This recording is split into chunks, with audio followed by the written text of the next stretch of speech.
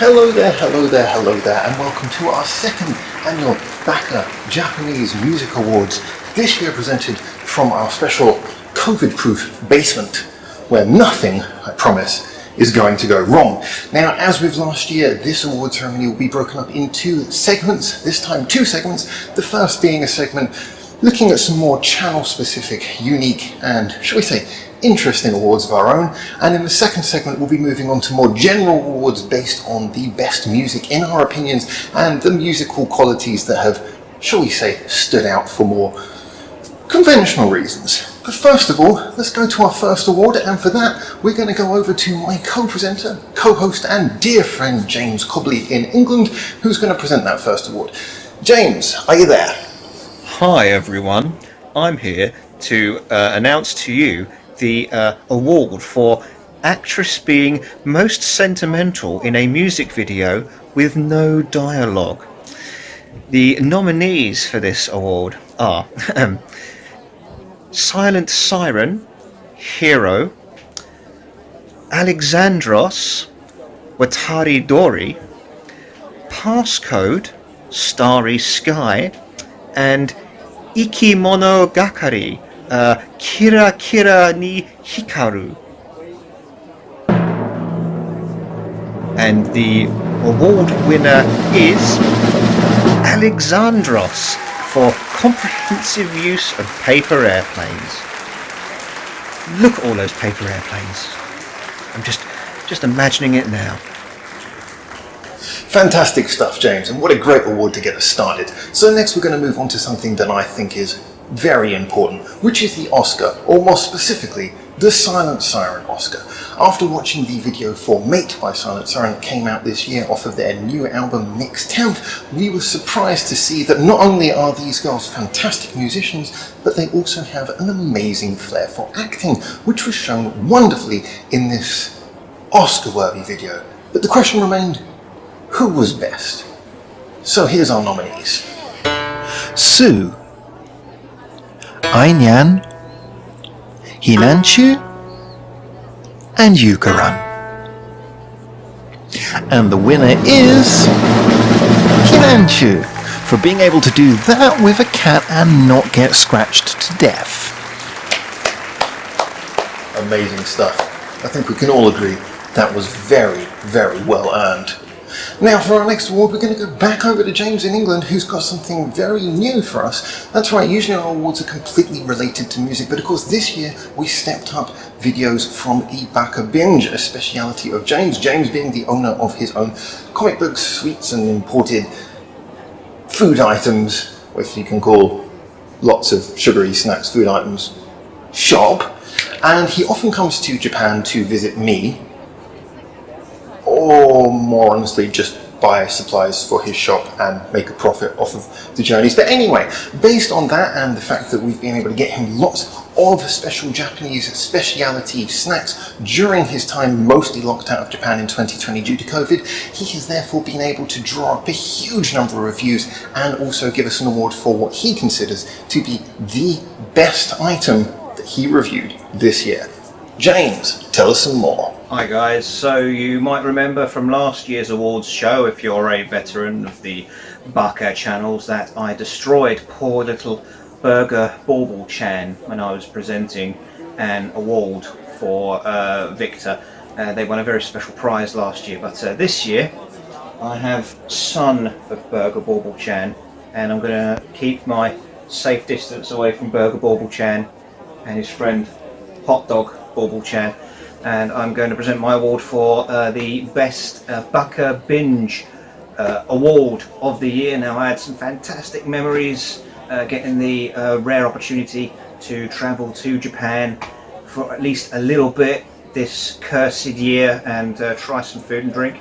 And it turns out my favourite review, my #1 review of the year, was actually the first one I uploaded for the year. It was my quite highly watched Maple Milkshake review from one of those smaller labels, Dido. It's a drink that's actually still available. It comes around every winter apparently. It's the Maple Milkshake, and I really needed it. I was really feeling the cold in Japan back in March of 2020, and I had a nice setting to sit down and record, and I hadn't had any experience recording and doing reviews yet, but I had a lot of fun learning and editing and finding things to do and places to do them.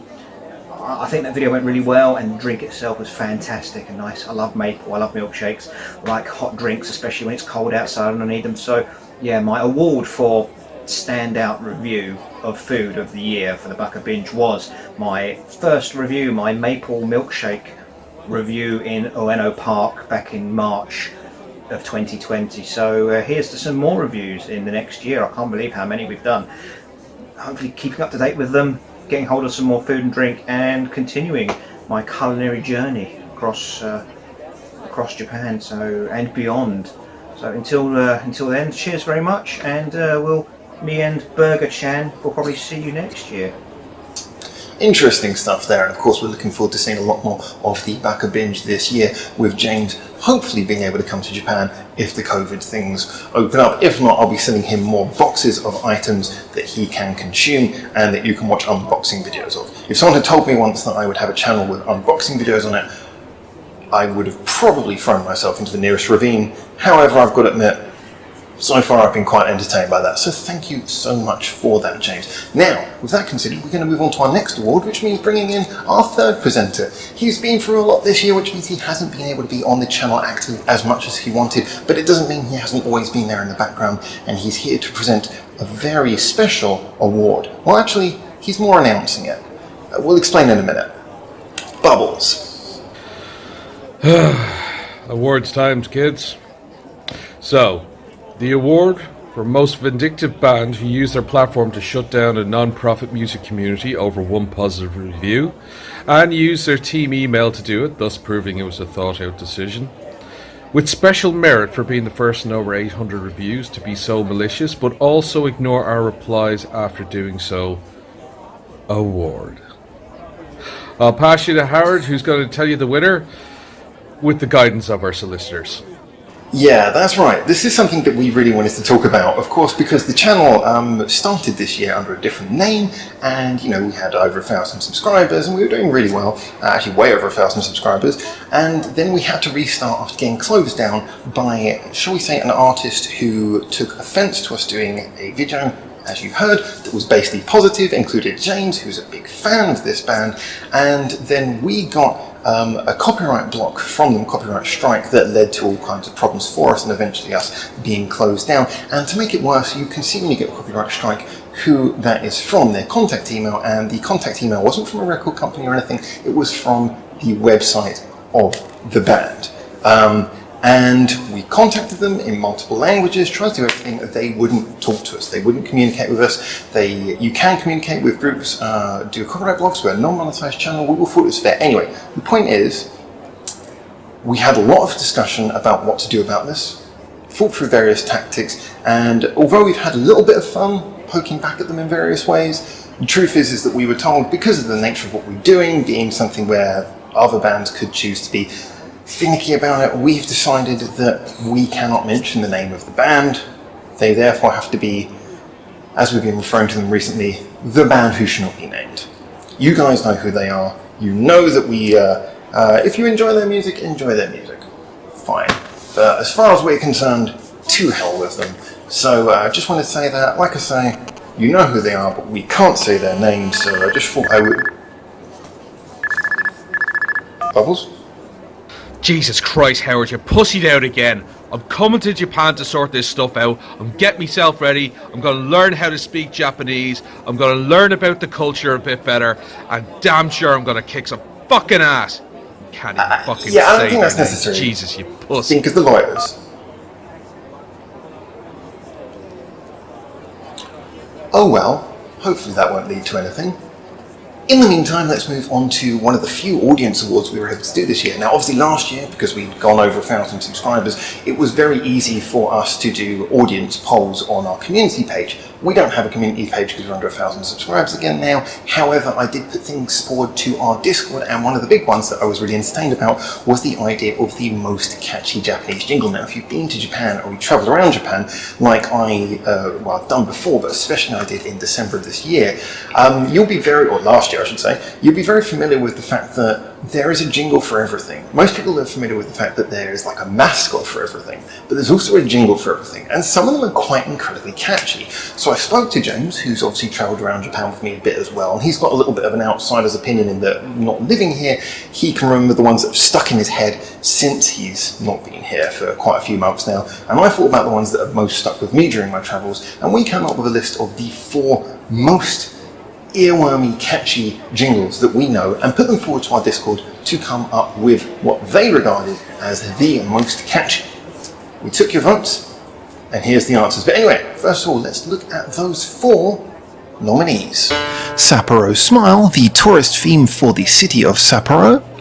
Hard Off's theme for their second-hand megastore. Maid Dreaming's Maid Cafe theme tune.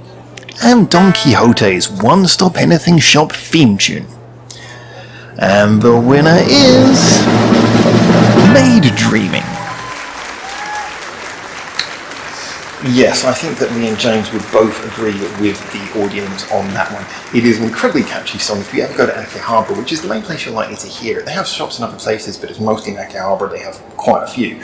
Every time you walk past it, they're playing it loudly, it gets stuck in your head. We found the easiest way to break the curse is to replace the word dreaming in the chorus, you'll know if you hear it, with anything else that kind of ends with ing, ming. So, made a scheming, made a thieving, made a leaving, P45 version.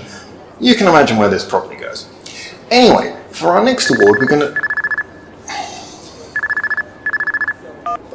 What now, man? Okay, Howard, hear me out. Genghis Khan style, but what we're doing is, instead of St. Bernards with the barrels under the things, we're going to have red pandas with small little containers of napalm. And we'll send them into the city. They'll hunt down these bastards. Trust me on it. Okay, you do whatever you want. He just needs to get it out of his system. He'll be fine. Anyway, talking of bubbles, hopefully we can calm him down with this next award, which is our award for the Best Presenter of the Year, which of course last year he won, so maybe it'll be 2 in a row. But of course, to win the Best Presenter award, especially in a year like 2020 when things have been so hard, you need to be really resilient. You need to keep on producing top quality material, even in the hardest times. You need to be razor focused on quality. You need to be making sure that the fans are kept in contact, and you need to basically keep it together.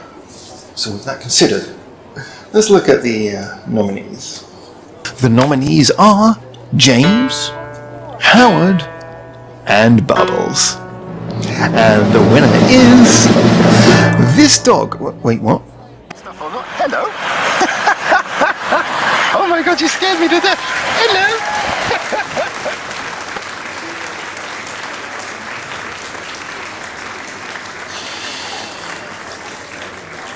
Cute. On that note, let's go back to James while I have a bit of time to think about my life choices, who's going to present another food-related award. James, cheer me up. It's time for the award for the Best Japan Exclusive McDonald's Monthly Special. Now, why McDonald's? Well, because McDonald's is all over the world. We're all familiar with McDonald's, but Japan has some incredible exclusives. And I'm going to run down the best food and best drink of the year of 2020. I've had a look at them all. I wish I could say I've tried them all, but unfortunately that's impossible, isn't it? Thinking about it's going to make me sad, so I shall do that no longer. The winner for the Best Japan Exclusive McDonald's Monthly Special is the Samurai Mac, which came out in April this year. Now then, here we have a very impressive burger. Now, the thing is, they've done a grilled soy sauce, Japan themed sauce for this one, and you can get it with bacon and tomato as well. Best drink of the year was November's McCafe Godiva drinks. Look at these, wow. So these are both frappes, they're both espresso frappes, I believe. Now this one clearly wins because it's got a little macaron stuck in the top of it, and who wouldn't like that? Fantastic. Runners up for the year for food was the teriyaki McBurger rice bun, which came out in March. Now I am so happy to say I tried this one, and it's a very good grilled rice burger bun, but it's not quite as creative and limited as the Samurai Mac, so unfortunately this lovely offering did lose out to the Samurai Mac. The runner-up for drink and overall best milkshake is this, the pudding, the creme caramel pudding milkshake. Oh, I really wish I could have tried this one. So it's based on the creme caramel pudding, and for a while you was able to buy it with the cream caramel sauce. Yes, indeed. And this one came out in April, so I just about missed that opportunity to get this. Such a shame. I bet that probably tasted amazing. It's unlikely to come back around again. So, that's my award for the best McDonald's special of the year. Keep an eye out in the future, and I'll show you everything that came out that year. Bet you cannot wait to see what you missed. Well, it seems that James has another award for us, so let's go over to him now to see what he has for us. James, what award do you have to present? Me again. It's time for the most disliked video award. See, all I've done is food reviews this year, so it's not going to be me. So, let's see which of Howard's videos got the award for most disliked this year. So, the award for most disliked video this year is the review of Wagaki Band featuring Amy Lee, and the song was Sakura Rising. And let's have a look at the disapproval to approval rating is just 76.47%. Oh, that's barely any hatred at all. That's a really bad job at generating hatred. That's just pathetic. Do better next year, or do worse. We want a truly megalomaniacal amount of hatred next year, please. Stupid flowers. Moving on, let's go on to our next awards segment. So this is now the second half of the awards, where we will be looking more really reviewing what we found to be the best in music from this year, giving out awards which we think are really credits for quality and just what really resonated with us. And there's been a lot of awards this year, despite the channel, like I say, going through that rough restart patch about a third of the way through the year, and all the various things have happened afterwards. We've still done hundreds of awards, and actually we've covered more artists this year than we did last year, so it's been a really varied year as well. Now, our first award is going to be the one for the best musicianship. This was quite a difficult one. Last year we gave it to Band-Maid, which I think was totally deserved. Band-Maid themselves have not produced a huge amount of material this year. Obviously they're gearing up for the album that is coming out, well, I say this year, 2020. This year, calendar-wise, 2021 is when they're going to be releasing a lot more new material, so we can't really give them too much to talk about in this award ceremony, but what we will be talking about is the winner for this year, in our opinion, for Best Musician, and that is Glim Spanky. Making the most of both the guitar and the voice as instruments, everything Glim Spanky produces a wonderful feeling of finesse and yet impact, delicacy and yet raw emotion, and this comes primarily from the straightforward and honest musicianship of the group. Hiding behind little more production than a few pedal-worthy effects, this is a band who make you feel every note, and if that's not what musicianship is about, what else could it be? Yeah, I think it's fair to say that was a really well-earned one, and a massive congratulations to the Bub. What now? Yeah, so the thing about it is that apparently the fire brigade give advice on stopping fires, not starting them, which is kind of an odd name change, but Leave it to the... never. Apologies. Right, so our next award is going to be related to the best production. Now this might seem like a very strange one to go for. We're looking primarily for crediting producers as in either artists who produce their own material or a producer who really sort of stands out as, you know, sort of owning what their artist does and, you know, really having a sound. So the stuff which is the best produced, as in the most creative, has the most interesting use of sound, sounds that most match, a sound that is most unique, most original, and just overall works at the same time. Now that's a hard thing to really describe, it's such a detailed and faceted thing, but I've certainly found that working with music production, I think, is often an element where people criticise when they don't like something, but are very rare to actually give credit to something for being good. I think good production, when it's at its best, is often something that you don't really notice, and therefore it's something that we feel the need to give credit to. So that's what we're going to do. We're going to have our award for best production, and I did have a lot to go through this year. I went through a lot to select a best, and it was a difficult one. I've got to admit, it was a really difficult one. There was a lot of really high up candidates for this one. There were some songs that we'd only heard, like one song by the artist. There were some producers. There was a lot of things, but ultimately, after listening to a lot of songs, like I say, there was only one real winner that I could pick out for this one, and I think it's a deserved winner. I think it's a winner who nicely combines good production with musicianship. It's one where the producers seem to be the musicians, one where the idea that music is not just about playing notes but about creating sounds seems to be fundamental to what this artist does, and I can't say enough that I'm actually really happy to give this award to them. So, our first award for Best Production goes to I Love Me, a truly amazing up-and-coming group who I have been really sold on, but can't believe don't have any more of a following, to be honest.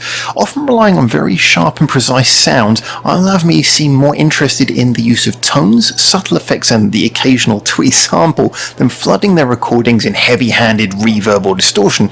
This subtle hand and careful choice of synthetic sounds, though, has resulted in a band who both feel very welcoming to new ears and also incredibly unique at the same time. Coupled with a singer who both sounds musical and like she's talking to you at the same time, it's a very personal sound, and I've got to admit, I Love Me have mastered the production of their sound. I can't wait to see where this takes them in the future, and I'm really looking forward to seeing what new little tricks and things they lace their songs with in upcoming adventures. fantastic stuff, and like I say, in my opinion, very well deserved. So for our next award, we are going to go back over to James in England, who's got an award which, this is kind of an interesting one, because I think this is one that a lot of people had wanted our channel to cover for a while. I would say that I wasn't so much the expert on this, slightly music related, but it's to do with anime theme tunes. And of course, James, being the owner of a comic book shop and, you know, they do anime merchandise, and he's been involved in anime clubs and stuff since I first knew him. He's the person to go to, and he's been co-hosting a show, well, presenting with a co-host, Jen, a show about all of the anime theme tunes released in 2020, and they will be continuing that into 2021 from what they've said as well, so I'm really looking forward to that. The show's only started being produced quite late in the day, so there's still quite a few of them to come out. Do check them out. The first two have already been dropped before this video, but there will be more of them coming out in the next few days, so, well, the next few weeks certainly, so please keep an eye on them. But nonetheless, because they've already been recorded, James has already come to his conclusion on what his winner is, so we're going to bounce across to him now, and James, let us know what those winners are. Oh, wait a minute. I don't even know why I'm wearing that, I'm indoors. Anyway, thank you very much for joining me for the award for the best anime theme of the year. Now, I've done extensive research in this field. We are releasing a series of videos. 2 of them are out already, where we look at every anime theme of the year, myself and my compadre Jen. Keep an eye out for that. Now, there's so many good anime themes this year. I'm going to have to do a top 10 or a top 5 as a separate video, so I don't go on about them too much. But just going to let you know my 2 joint winners for the year. Absolutely incredible songs, each in their own right, but I could not give a top place to either of them by itself. They scored an impressive 9 out of 10 for me. First one is the anime Tonikaku Kawaii, also known as Fly Me to the Moon. I don't know how they got that. Anyway, the opening song is Koi no Uta by Yunomi, and it's an incredible song. It takes you on such a musical journey. It starts off with traditional Japanese music and slow vocals. It really builds up and increases in speed and gets completely different, and then it ends differently as well. So I really recommend that song. But also for another joint first place, I've had to go for one of the first tracks we listened to actually in our journey early on in the 2020 season, which is the theme tune to the anime Hands Off My Aizuken, and it's a song called Easy Breezy by a group called Creme.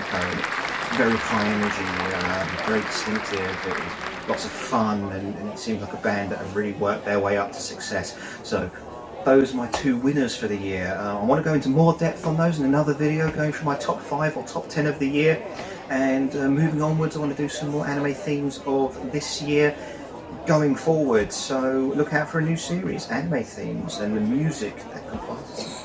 So cheers very much, and on with the awards show. Interesting stuff. I'm personally looking forward to checking out those songs, and I hope you do as well. We'll be putting the links to all of the winners hopefully in the description below this, or in the comments sometime after the premiere of this video has come out, so that you guys can check them out as well and enjoy all the songs we're talking about. Obviously we can't post the audio here because we don't want to get copyright struck again and taken down, but please do follow up on these songs because we're awarding them for what we consider to be a very good reason. Now, the next award is one that seems a bit strange. I think it's quite unique to our channel. It's one that is very important to me, which is the Best Bridge in a Song award. Why would we give an award for that? Well, I've often said that there's a lot of bands who are very good at doing big choruses. I think we all know that you can't really become popular in most forms of music unless you can do a good chorus every now and then. When it comes to verses, a lot of Japanese bands are really good at that, flipping up the second verse, doing really interesting things. But one thing that universally in the sort of normal verse, chorus, bridge, chorus, or any arrangement seems to get a little bit left behind with a lot of groups is a really good bridge. And for me, a bridge can make a song. It's the point where in most arrangements, you've already cemented what the song is. You've cemented whether it's catchy or not. You've cemented the mood, the drive, and everything. And you've got to decide to yourself, are you going to break that up? Are you going to go for something a little bit different? How are you going to try and steer yourself into the crescendo of the song? Basically, how are you going to take something which is already a made deal and elevate it to the next level? It takes bravery and it takes a bit of smarts. And for that reason, we decided to give the award as we have this year. Now, last year you might remember that Alia one with, I thought, were just an absolutely intriguing and really interesting, just a really cool bridge that for me just said, you know, that's a band who thought, let's do something interesting here. So this year's winner, you'll be glad to know, is Alia with Impulse. This bridge is amazing once again, breaking down the charging, passionate songs with beautiful piano line and pounding beat before slowly building it up with vocals, strings, and then blasting into a downward rocking guitar spiral progression of chords. Is just amazing. Quickly, however, you realise that that's just the beginning of the bridge. It's about 30 seconds old at this point, which is quite short you might think, but longer than most other bands even manage to get their bridges to, often relying on things like middle eights and very short things with guitar solos and such like. Alia still haven't got round to their last progression of this bridge, which is one last build-up through a cappella to a roaring final chorus that makes for an amazing, dynamic, moving and passionate bridge that elevates the song, represents the mood of the piece, and utilises every member of the band. Another fantastic bridge. Yeah, I've got to be honest, I thought it was fantastic. I think that they are becoming the masters of the cool bridge, and I've got to admit, beyond that, not only was this my favourite bridge, but I think in a lot of ways this song was probably maybe even my favourite song that I covered this year. I know it's a real subjective thing, but there's a few songs, 3 or 4 songs that I listened to really regularly this year, especially in quite difficult times. As you guys know, I, like many of you, have had some really difficult times this year. This was probably the song that I listened to most, and in my opinion it was one of the songs that it had such an uplifting feel for me, and a lot of that came from that bridge. I also would say that it was one of the best videos of the year in my opinion. Just this whole thing, I absolutely loved it, but I had to think, what award does this really stand out for? And can I really, with a proper objective standpoint, give it an award for? And I thought, Best Bridge, absolutely. So congratulations for the Best Bridge to Alia once again. And oh, look at that, our next award is the Japan Pride Award. Now this is a big one. This is one that last year we gave to Baby Metal. And for me, the Japan Pride Award is quite a big thing because of the fact that we're not just looking at what do we like, we're looking at what has really elevated Japanese music, what has moved Japanese music forwards, what has been a big deal really for more than just our tastes but for the whole scene. Now like I said, last year we were 100% confident, there was no doubt it had to go to Baby Metal. Baby Metal had revolutionised so much about the way that Japanese music is seen abroad. They've popularised the fact that it can be crazy but at the same time can chart, can get a serious fan base and can really appeal to people both from a broader spectrum and from a niche spectrum. This year we had a lot of artists to pick from and we really thought about it. We thought about bands like Band-Maid, who like I said, they haven't produced much this year, but they've done amazing things in recent years. We thought about bands like Ningenis. I was really sort of confident that I wanted to give this to Ningenis for a while. They are a band who there's a lot of credit that I want to give to. But really when I thought about this, one band's name eventually came up that had to be given this award. In my opinion, we perhaps slightly overlooked not mentioning them last year, and like I say, although I'm happy that Baby Metal definitely should have won last year, I think we cannot keep on doing this award year in, year out, without mentioning Scandal.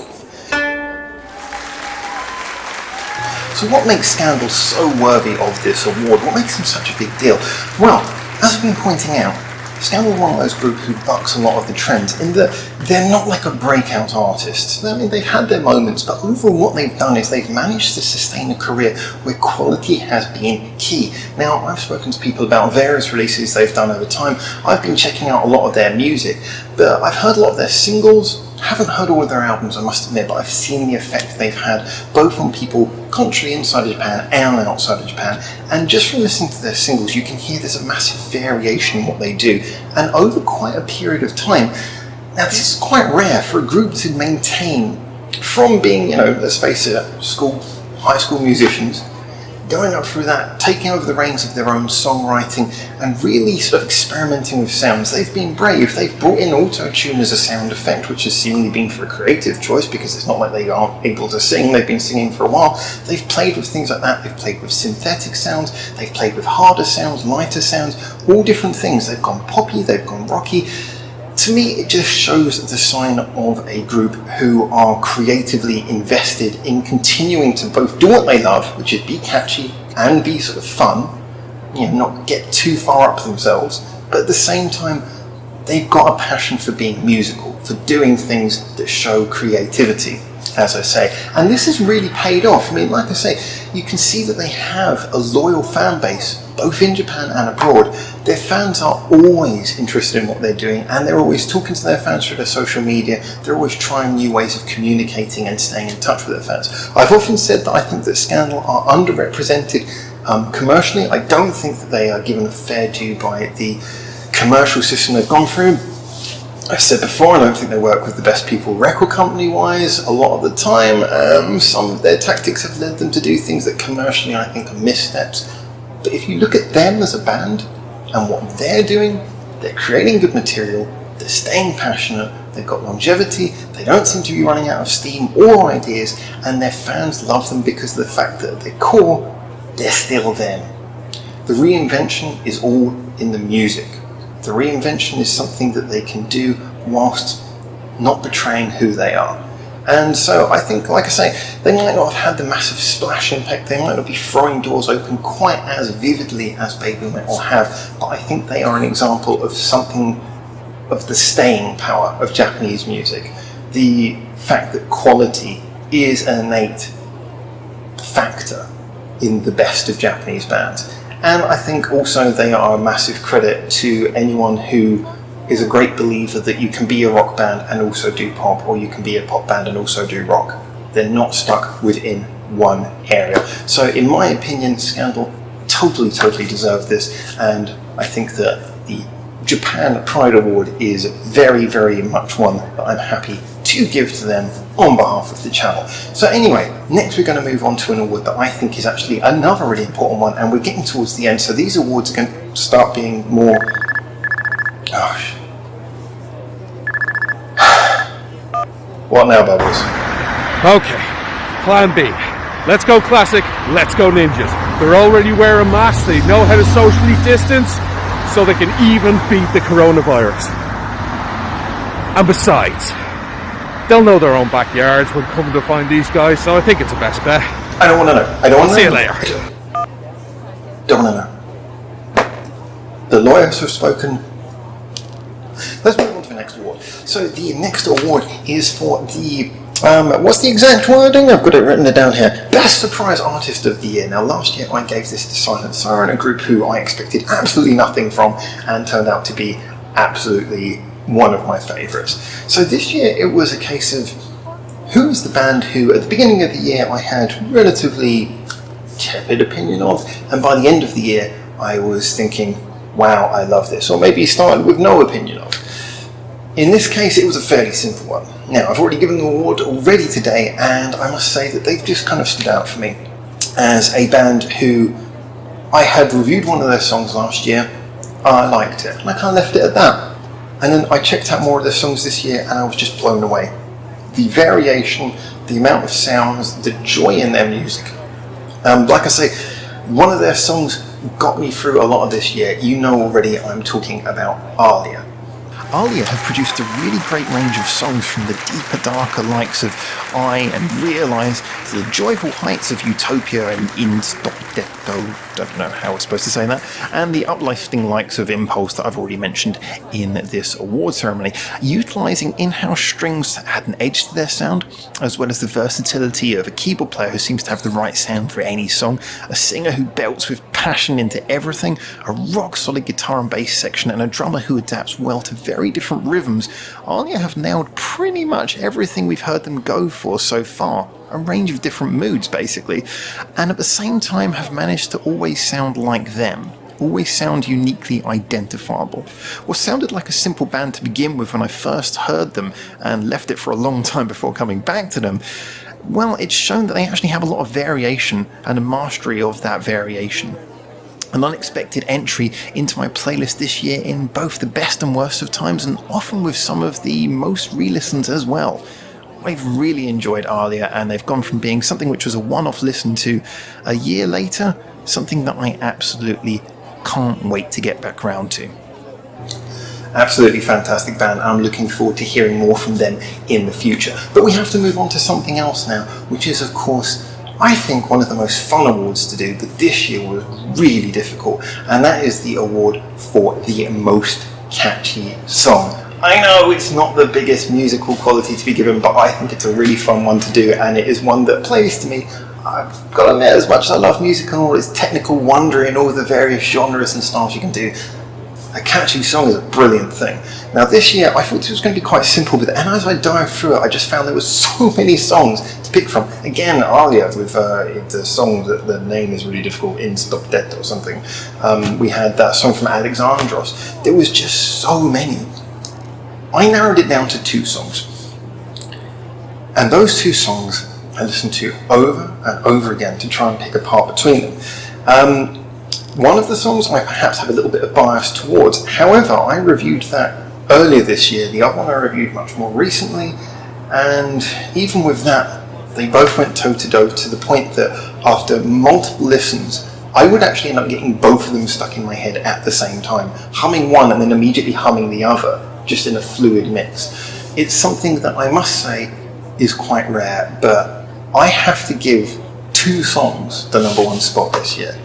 And those 2 songs are Silent Siren with Lucky Girl, as well as the Winking Owl with Open Up My Heart. Yeah, absolutely. I mean, just fantastic stuff. Like I say, the Winking Owl song I reviewed quite recently, only a few months ago, and on paper, it's just amazingly catchy. But the thing about Lucky Girls, I reviewed that much earlier, and the longevity that still, every time I put it on, I'm immediately like, Yes, I adored this chorus. It was too hard. I tried to tell myself maybe I'm biased towards Silent and Siren, or maybe Silent and Siren should get it because their song has been caught in my head much longer, but I couldn't decide.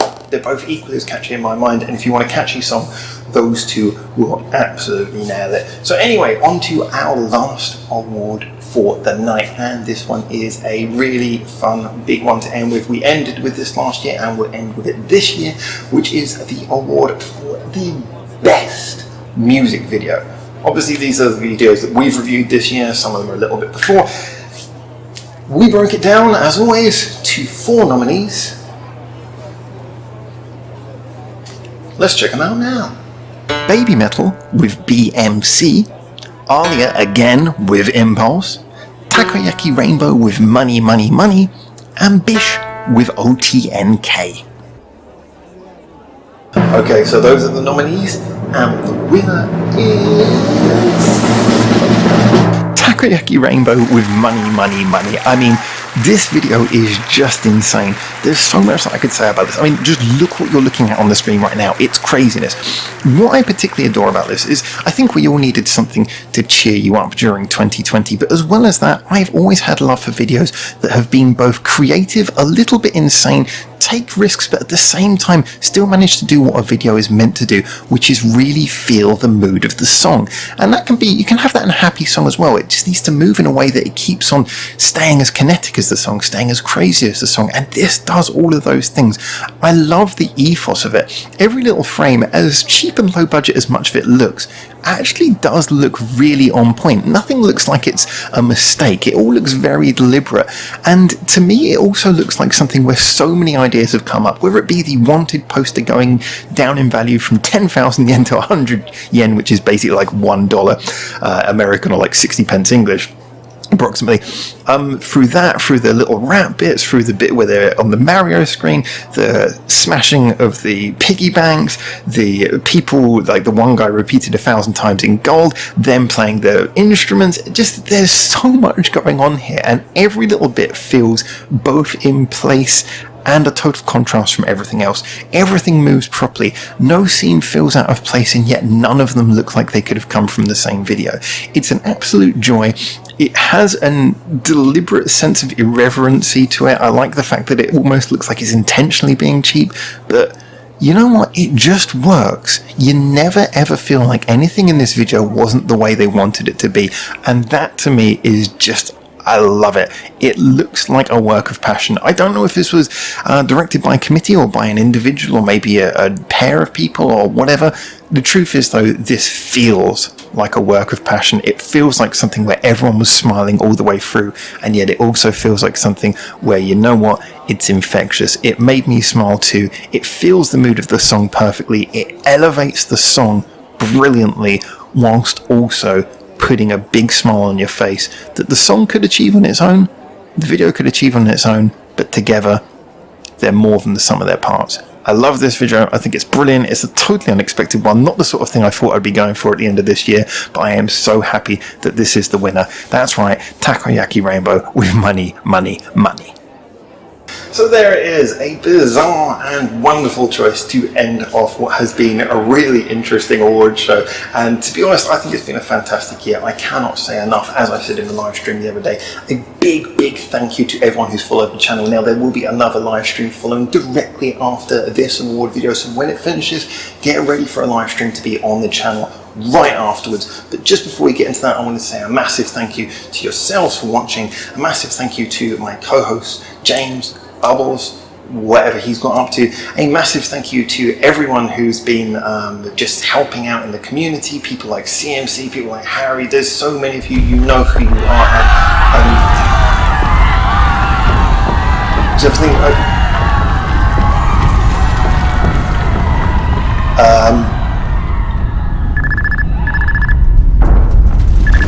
one moment. Hey Howard. Yeah. How's it going? Listen, does Patreon take souls for currency? Because I've made a bit of a deal. Oh, he's here. Hey boss, how's it going? How's your 2020 been? Wasn't you? Okay, that's news. Listen, just hear about the band like I told you? Yeah. Oh, that's how they did get their record deal. Okay, surprise. Listen, Howard, I'll be back to you in a minute, alright? I don't really know, but Bubbles seems to have achieved some sort of resolution for... hey, James. Howard, yeah, you've seen what's going on out there, right? Any clues? Is it safe to should I just stay in? Stay inside, yeah. So anyway, it's been a wonderful year at... One moment. Hey Howard, I know it's a bit of a strange time for a cameo right now, but I just thought I'd let you know that the world's ending. Bye!